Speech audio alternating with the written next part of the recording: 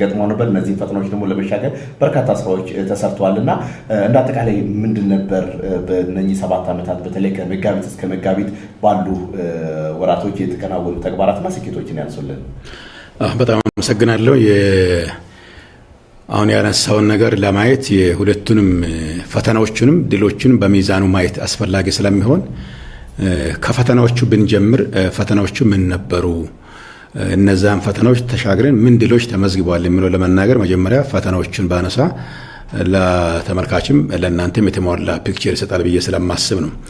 አንደኛው ፈተና ሆኖ የቆየው በሀገራችን ሁላችሁም እንደምታውቁት እስከዛሬም ድረስ በተሟላ መልኩ ያልተጠናቀቁና ስራ የሚጠይቁ የፖለቲካ ጽንፈኝነት የወለደው የሰላም ችግር ነው። አንዱ ጎልቶ የሚታየውና በሁላችሁም እንደምታውቁት የፖለቲካ ጽንፈኝነት ስንል በሀገራችን ውስጥ በብዙ ምክንያቶች ለምሳሌ የነጠላ ትርክት ጉዳዮች ይኖራሉ፣ የተዛባ ታሪክ ይኖረናል፣ የሀብት አጠቃቀም ፍትሃዊነት ያለመኖር ችግር ይኖራል እና በተለያዩ ጉዳዮች የፖለቲካ ጽንፈኝነቱ የፈጠረው በሀገሪቱ ውስጥ የፖለቲካ ምህዳሩ ጠባብ ከመሆኑ ጋር ተያይዞ የሰላም ችግሮች የሰላም እጦቶች እንደነበሩ እናውቃለን። ይሄ በሀገራችን ትልቁ አጀንዳ ሆኖ ከዚህ አንጻርስ ምን ድሎች ነበሩ ብሎ በኋላ እንመጣበታለን። አንዱ እሱ ነው። ሁለተኛ የፖለቲካ ችግር ሆኖ በሀገራችን ይታይ የነበረው ምንድነው? የሀሳብ ልዩነት እንደ ጠላት የሚታይበት ነው የነበረው። የሀሳብ ልዩነት በሰለጠነ ሀገር ውስጥ የሀሳብ ልዩነት ማለት ብዛህነትን ነው። የሀሳብ ብዛህነት፣ የህዝቦች ብዛህነት፣ የሃይማኖት ብዛህነት፣ የብሔሮች ብዛህነት፣ የፕሮፌሽን ብዛህነት፣ የኢኮኖሚ ብዛህነት ባለበት ላይ የሀሳብ ብዛህነትም ይኖራል። የተለያዩ ፍላጎቶች ባለበት ዓለም ውስጥ የተለያዩ ሀሳቦች ይኖራሉ። ስለዚህ በሀገራችን የፖለቲካ ታሪክ ውስጥ የሀሳብ ልዩነት ካለ እንደ ጠላት ነው የምትፈረጀው። አልፎ ተርፎም አንዳንድም በሀሳብ ልዩነት ምክንያት በቀድሞ ስርዓት ሰዎች ሁሉ የሚገደሉበት ሀገር ነው የነበረው። ስለዚህ ከዚህ አንጻር የሚያሳየን የፖለቲካ ምህዳሩ ጠባብ እንደነበረ በደንብ ሁላችንም የምንረዳ ነው የሚሆነው። ይሄ ከታሪክ አንጻር ብናነሳ የቅርብ ጊዜ ለምሳሌ በኢህአዴግ ዘመንን ብንወስድ በሀገራችን ውስጥ የኢህአዴግና የአጋር የፖለቲካ ግንኙነት የነበረበት ነው። ይህም አንዳንዶቹ በሀገሪቱ ጉዳይ ላይ ውሳኔ ሳይሰጡ ተመልካች ሆኖ የሩቅ ተመልካች ሆኖ የሚታይበት፣ የተወሰኑ የፖለቲካ ቡድኖች ደግሞ የሀገሪቱን አጠቃላይ ፖለቲካና ኢኮኖሚ የሚወስኑበት። ስለዚህ በሀገሪቱ ውስጥ ሁለት አይነት ዜጎች የነበሩበት ባለቤቶችና ተመልካች ዜጋ የነበረበት አይነት ነው የነበረው ፖለቲካል ግንኙነቱ። ይሄ ራሱ የፈጠረው በሀገራችን ውስጥ የፈጠረው በህዝቦች ዘንድ የፈጠረው ጥርጣሬ፣ ቅሬታዎች፣ የሰከነ የተረጋጋ የፖለቲካ ስርዓት ከመገንባት አንጻር አሉታዊ ጫናዎች የነበሩበት ነው። አንዱ እሱ ነው። ሌላው ማየት የምንችለው ከኢኮኖሚ አንጻርም የተረጅነትና የልመና ጉዳይ በሀገሪቱ ውስጥ በቀላል የሚታይ አይደለም። የስንዴ ልመና፣ የስንዴ እርዳታ ከውጭ ሀገር ሲመጣ ነው የነበረው። ይሄም አንዱ በሀገራችን ውስጥ ብዙ የኢኮኖሚ ጸጋዎች፣ የሰው ኃይል፣ የተፈጥሮ ሀብት፣ የአየር ንብረት እያለ ማምረት እየቻለን ያንን ካለማየት የሚመነጭ የተረጅነት ስሜት የነበረበትና እርዳታ ከውጭ እንዲመጣ የጠባቂነት ሂደት ነው የነበረው። ይሄ አንዱ በሀገራችን ውስጥ እንደ አንድ ኢኮኖሚ ችግር ሆኖ የሚታይበት ነው የነበረው። ሌላው የተቋማት ከመገንባት አንጻርም ሰፊ ችግር የነበረበት ነው። ተቋም ካልተገነባ ስለ ዲሞክራሲ ማሰብ፣ ስለ መልካም መስተዳድር ማሰብ፣ ስለ ኢኮኖሚ ፈጣን ኢኮኖሚያዊ እድገት ማሰብ ከባድ ነው የሚሆነው። ስለ ፍትህ ስርዓት ማሰብ ከባድ ነው የሚሆነውና በቅርብ ጊዜ ድረስ ሁላችሁም እንደምታውቁት በሀገራችን ውስጥ የዚህ የተቋማት ከመገንባት አንጻር ጉድለት የነበረበት፣ ለምሳሌ የህግ የማስከበር ተቋማት ለፓርቲ ተገዢ ሆኖ የፓርቲ ርዕዮተ ዓለም የማሳኪያ መሳሪያ ሆኖ ሲያገለግል የነበረበት ይሄ የሩቅ ጊዜ አይደለም። ቅርብ ጊዜ ባለፈው 8-9 ዓመታት ወደኋላ መለስ ብንል የህግ የማስከበር ተቋማት ብንወስድ የርዕዮተ ዓለማዊ አስተላለፍ ራሱ የሚታይበት የነበረበት፣ ብዙሃን ኢትዮጵያንን ያላቀፍበት፣ ሰፊ ጥርጣሬ የነበረበት፣ የእርስ በርስ መተማመን ያልታየበት፣ ከዛ አንጻርም የህግ ማስከበሩን ጉዳይ በብቃት መወጣት ያልቻለበት፣ በአፈሙዝና በመሳሪያ የሚታይበት ሂደት ነው የነበረው። እነዚህ ችግሮች አንዱ መታየት ያለባቸው የፍትህ ስርዓት፣ የፍትህ ተቋማት ለምሳሌ ፍርድ ቤቶች፣ የአቃቤ ህጎች፣ እዛ አካባቢ የዳኝነት ስርዓቶች በምናይበት ጊዜ በህግ ከመገዛት ይልቅ ለፖለቲካ ተሿሚዎች የፖለቲካ መሳሪያ ሆኖ የሚያገለግሉበት፣ ከውጭ ያለው የፖለቲካ ድባብ የህጉን አንቀጽ የሚወስንበት፣ የፖለቲካ ርዕዮተ ዓለም አጠቃላይ ወንጀሉ ክብደቱንም ጥልቀቱንም ስፋቱንም መወሰን የሚችለው የህጉ አንቀጽ ሳይሆን በዋናነት ከፖለቲካ ታማኝነት የሚመነጭ አስተሳሰብ ነው የነበረው። በዚህ ዙሪያ የፍትህ አካላትም ለህዝቦች ከመቆም ይልቅ ለርዕዮተ ዓለማዊ ጉዳዮች ዘብ ሆኖ ያንን ሲያግዝ የነበረበት ነው የነበረው እና በዛ ሲታይ ቀላል አይደለም። የትምህርት ተቋማትን ብንወስድ ለምሳሌ የትምህርት ጥራት ሁላችሁም እንደምታውቁት ብዙ ሺዎች የሚቀጠሩበት ከብቃት ከጥራት አንጻር ሲታይ ብዙዎቹ ጥያቄ ውስጥ የሚገባበት፣ ስለዚህ በመንግስት ቅጥር ላይ ጥገኛ የሆነበት፣ በራሱ ስራ እድል ፈጠራ ውስጥ የማይገባበት፣ ዩኒቨርሲቲዎች እንደሸን የፈሉበት፣ በዛው ልክ ተማሪዎች በሸን ነው የሚቀበሉት፣ በሸን ነው የሚያስመርቁት። ይሄ ምን አድርጎታል? የትምህርት ጥራቱ በአገሪቱ ውስጥ ጥያቄ ውስጥ እንዲገባ ያደረገበትና ከዚህ አንጻር ይህንን ቆም ብሎ ማየት አስፈላጊ እንደሆነ ማየት የተቻለበት ነው። ሌላው የዲሞክራሲ ባህል ሲታይ ራሱ ቅድም እንዳልኳችሁ የሀሳብ የበላይነት ላይ ስለማይታመን ምን አይነት ችግር ነው የነበረው? የጠላትነት ማፈራረጅ ሂደት ስለነበረ በፉክክርና በትብብር መንፈስ ከመስራት ይልቅ አንዱ ጥሎ ለማለፍ ስልጣንን በአፈሙዝ እና በመሳሪያ በወታደራዊ ቅኝት የመግዛት ያ አስተሳሰቦች ጎልቶ የሚታይበት ሀገር ነው የነበረው። ይሄ በክልላችንም ከዛ የተለየ አይደለም። ስለዚህ የዲሞክራሲ ባህል ያለ መዳበር ራሱ አንዱ ችግር ነው የነበረው በሀገራችን። በእነዚህ በሂደት ደግሞ በቅርብ ጊዜያት እየታየ ያለው የኑሮ ውድነት ችግር አካባቢ በስፋት ይታያል። በገጠር በከተማ ላይ የኑሮ ውድነቱ ያ ሁሉም ሰው በኢኮኖሚ ውስጥ የኑሮ ውድነትና የዋጋ ግሽበት የተለያዩ ጉዳዮች ናቸው። ብዙ ጊዜ ሁሉም ሰው የዋጋ ግሽበት እያለ ኑሮ ውድነት ላይኖር ይችላል። የኑሮ ውድነት እያለ ዋጋ ግሽበት ላይኖር ይችላል። ኢኮኖሚክስ ኮንሴፕት ላይ ይለያያሉ። የኑሮ ውድነት ስንል ገንዘብ የመግዛት አቅምን ነው የሚያሳየው። ግሽበት ሲባል በተወሰነ ጊዜ ገደብ ውስጥ የእቃዎች ዋጋ የመጨመር የመቀነስ አዝማሚያውን የሚትለካበት ነው እና ከጊዜ ጋር የሚያዝ ነው እና ስለዚህ ይሄ ከሁኔታ አለ። ሌላው የተዛባ ታሪክ ትርክትን በሀገራችን ውስጥ የነበረበት ነው። ታሪኩም የተዛባ ነው የነበረው። የነጠላ ትርክት የበላይነትን ይዞ የነበረበት የፖለቲካ ስርዓት ነው የነበረው። የመልካም አስተዳደር ችግሮችን በስፋት የሚታይበት፣ የቴክኖሎጂ አጠቃቀማችን ውስን ሆኖ የታየበትና የግል ሴክተሩም በኢኮኖሚ ውስጥ የራሱን ሚና በደንብ መጫወት የሚችልበት ሚዳሩ ምቹ ያልሆነበት ሁኔታ ነው የነበረው። እነዚህ ጉዳዮች በጥቅሉ ሲታይ በክልላችንም በሀገራችንም አጠቃላይ የፖለቲካ፣ የኢኮኖሚ፣ የማህበራዊና የዲፕሎማሲ ጉዳዮችን በዚህ ቅኝት በምናይበት ጊዜ እነዚህ ይሄና ሌሎች መሰል ጉዳዮች ሰፊ ችግሮች ናቸው የነበሩትና እነዚህ ፓርቲያችንና መንግስታችን እነዚህን ፈተናዎች ነው ተቋቁሞ ያለፈው። አሁን እነዚህን ችግሮች ሁሉንም ጨርሰናል፣ ተላቀናል እያልን አለም። ግን ጊዜ የሚጠይቁ ወቅት የሚጠይቁ ትግል የሚጠይቁ የህዝቦችን አብሮነት፣ አንድነት፣ የአመራርን ብቃት በየደረጃ የሚጠይቁ ጉዳዮች አሉ። ከዛም አንጻር ግን የታዩ ድሎች አሉ። ለምሳሌ አንዱ ከፖለቲካ መስክ አንጻር በክልላችንም በሀገራችንም እንደ ድል የተመዘገበው ምንድን ነው? አሁን ባለንበት የሀገራችን ፖለቲካ አውድ ውስጥ በአጠቃላይ ሲታይ የፖለቲካ ምህዳሩ ሰፊ የሆነበት በጠላትነት ከሚታይበት ይልቅ በተቃዋሚነት ከሚታይበት ይልቅ በፉክክር መንፈስ፣ በትብብር መንፈስ በሀገራዊ ጉዳዮች ላይ ሁሉም የፖለቲካ ኃይሎች ኢትዮጵያ የጋራ ቤታችን እስከሆነች ድረስ በዚህ ውስጥ እንደ አይዲዮሎጂ፣ እንደ ርዕዮተ ዓለም፣ እንደ ፖለቲካ አስተላለፍ በፉክክር እንሰራለን። በብሔራዊ ጉዳዮችና በብሔራዊ ጥቅሞች ላይ ደግሞ በትብብር መንፈስ መስራት አለብን በሚል ስራዎች እየተሰሩ ናቸው ያሉት። በክልላችን ለምሳሌ የ14 የፖለቲካ ፓርቲዎች አሉ። ከዚህ አንጻር የጋራ ምክር ቤት አለን። በዛ ጉዳይ ውስጥ አጠቃላይ ምንድነው የምናየው? የነሱን የፉክክር መንፈስ እናያለን፣ የትብብር መንፈስ እናያለን ማለት ነው። ይሄ ምን ያመጣል? የዳበረ የፖለቲካ ስርዓት ከመገንባት አንጻር በሀገሪቱ ውስጥ ትልቅ ፋይዳ አለው ማለት ነው።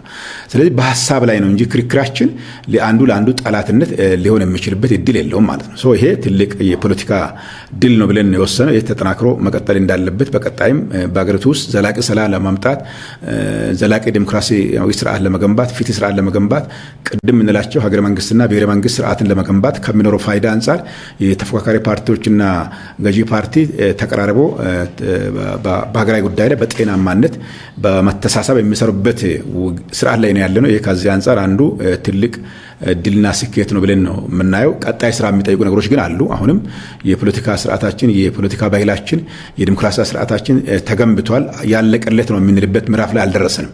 ገና ለዛ መደላደልና መሰረት ጥለናል ብለን ነው የምናልፈው።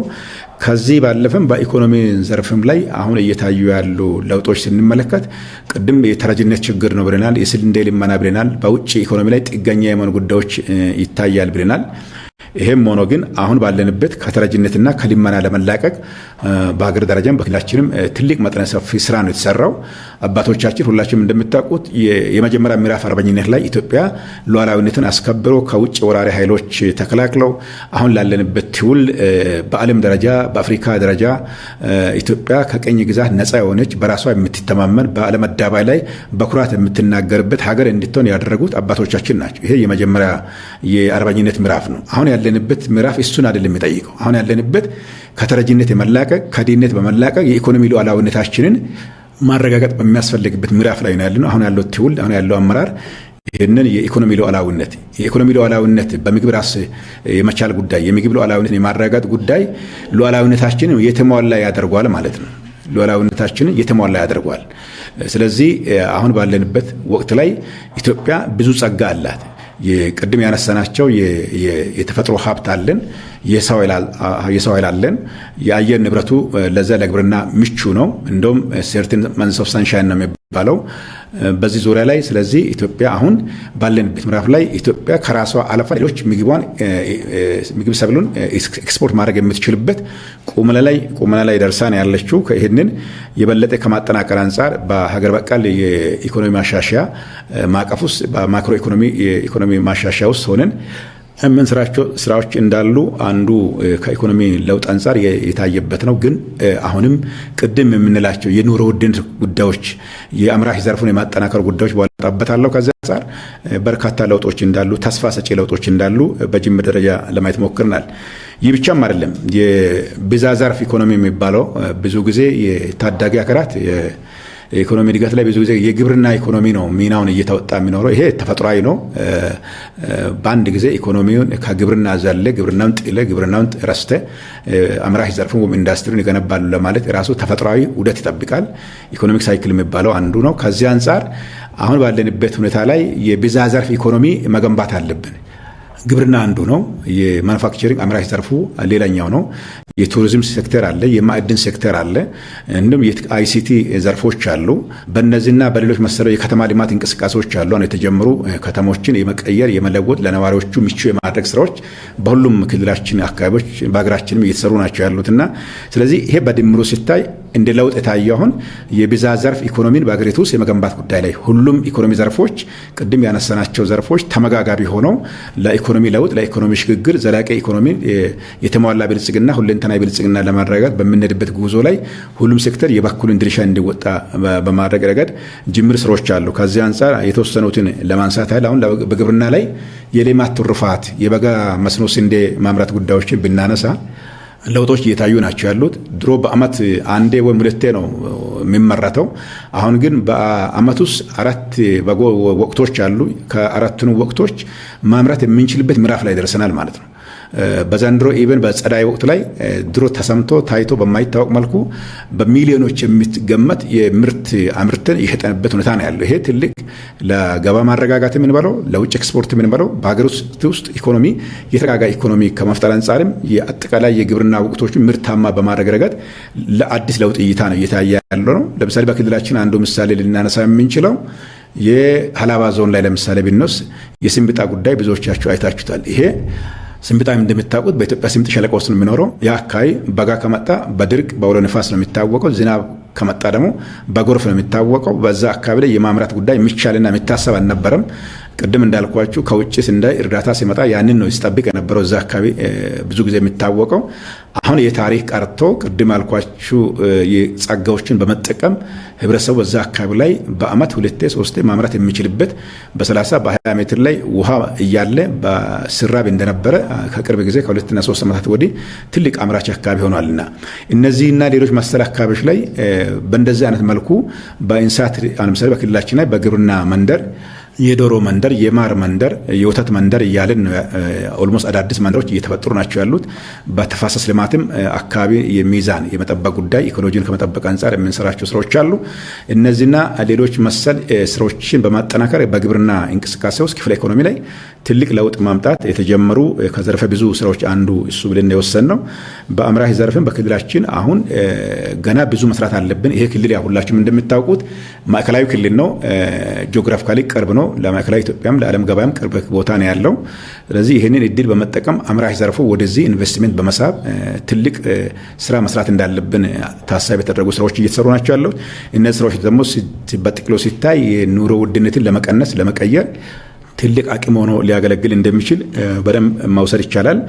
በዚህ ደረጃ ላይ በአምራች ዘርፉ ላይ በክልላችን በተለይ አግሮ ኢንዱስትሪ ፕሮሰሲንግ ኢንዱስትሪዎች ናቸው። ምክንያቱም ግብርናንና ኢንዱስትሪ ዘርፉን ሊንክ በማድረግ በማቀናጀት ውህደት በመፍጠር በኢኮኖሚ ውስጥ የተረጋጋ ኢኮኖሚ ለመፍጠር ኤክስፖርት ሴክተሩን ከማሳደግ አንጻር ከሚኖረው ፋይዳ አንጻር የውጭ ምንዛሬ ከማሳደግ አንጻር የሚኖረው ፋይዳ ቀላል አይደለም። ለምሳሌ ከውጭ ምንዛሬ አንጻር አሁን በድሮ ማይታወቀው በእኛ ክልል ውስጥ ሮዝሜሪ ምናልባት ብዙዎቻችሁ የምታውቁት አሁን ለጥብስ ስጋ መጥበሻነት ነው የምናውቀው። ዛሬ ግን ሮዝሜሪ ከዛ አልፎ ከጥብስነት ከዛ አቅርቦት ቀርፎ የአልፎ የሚድል ኢስት ላይ ትልቅ የገባ ሴንተር እየሆነ ነው ያለው። የውጭ ምንዛሬ አቅም እየፈጠረ ነው ያለው። እነዚህ ድሮ ማይታወቁ አሁን በአዳዲስ ቅኝት የውስጥ ጸጋዎቻችን ለማየት ስንጀምር የሚፈጠሩ ጉዳዮች ናቸው።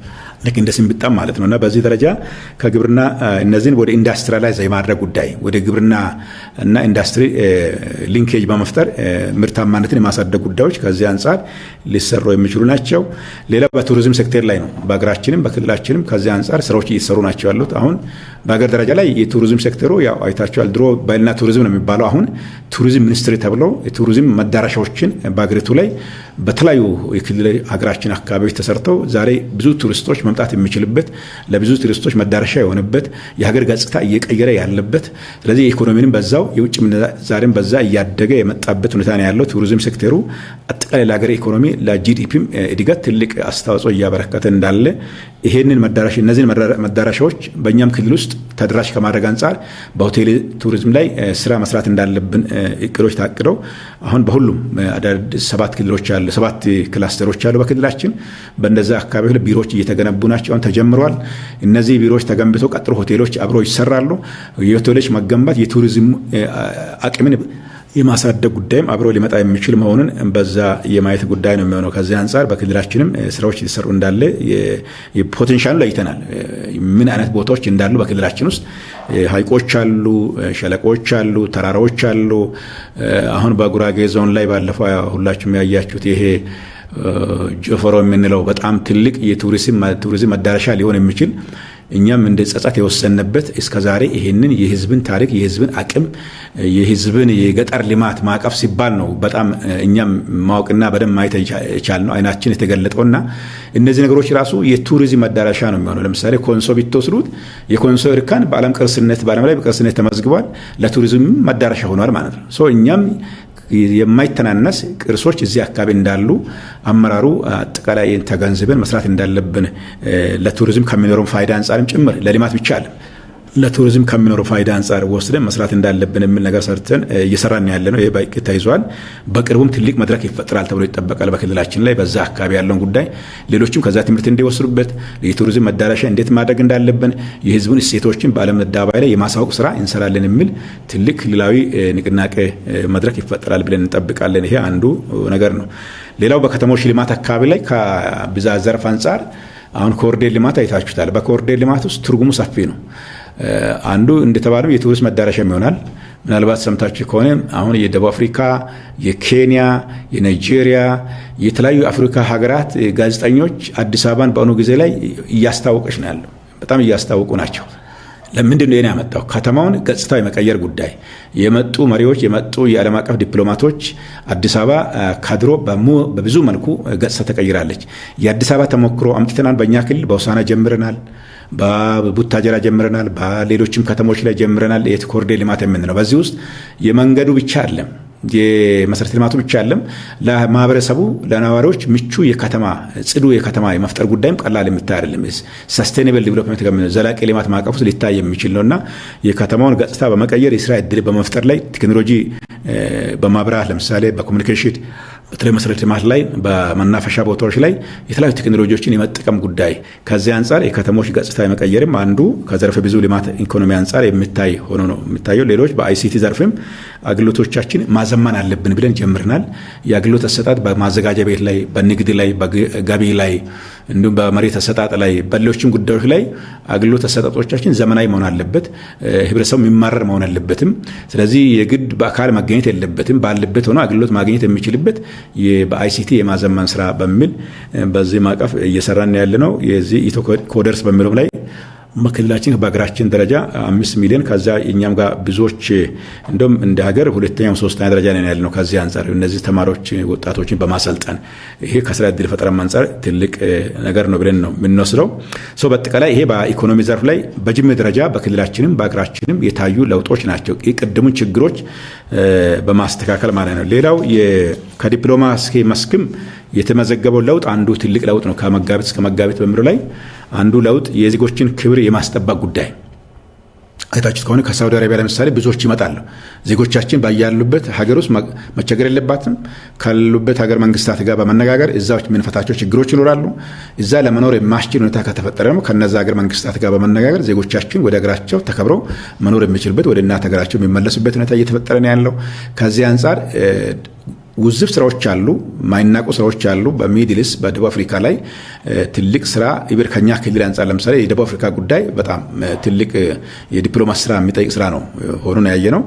ይሄ አንዱ ከዜጎች ክብር አንጻር የምንሰራው ስራ እንዳለ ሆኖ የሀገራችን ብሔራዊ ጥቅም የማስጠበቅ ጉዳይ ነው። ከውጭ ዲፕሎማሲ አንጻር የመጣነው ለውጥ ቀላል አይደለም።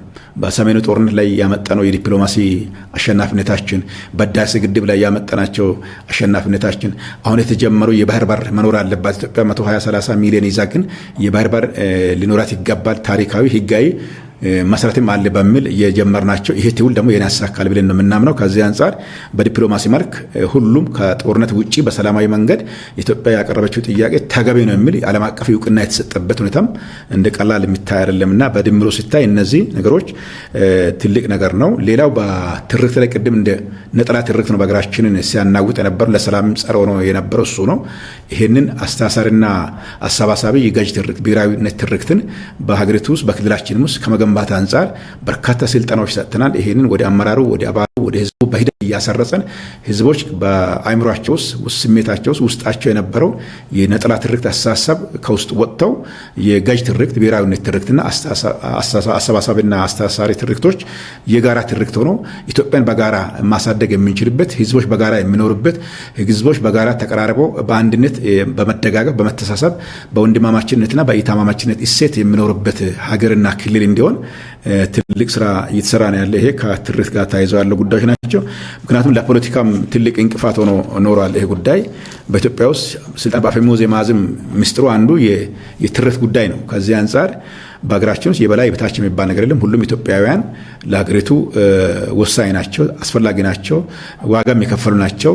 ስለዚህ የሁሉም ድምፅ፣ የሁሉም መብት፣ የሁሉም ጥቅም ኢኳሊ መከበር አለበት የሚል ሀሳብ ተይዞ ነው እየተሰራ ያለው። ከዚህ አንጻር በኢትዮጵያ ውስጥ የህልሞች የራዕዮችና የፖሊሲዎች ቅርጽ ማሳዘም ጉዳይ ከትርክት ጋር የሚያዝ ከመሆኑ ጋር ተያይዞ እሱን የተዛባ ታሪክና ትርክት ወደ አቃፊ እንዲሆን፣ ሁለንተናዊ እንዲሆን፣ አሰባሳቢ እንዲሆን፣ አስተሳሳሪ እንዲሆን የምንሰራቸው ስራዎች እንዳሉ በደንብ መገንዘብ ያስፈልጋል።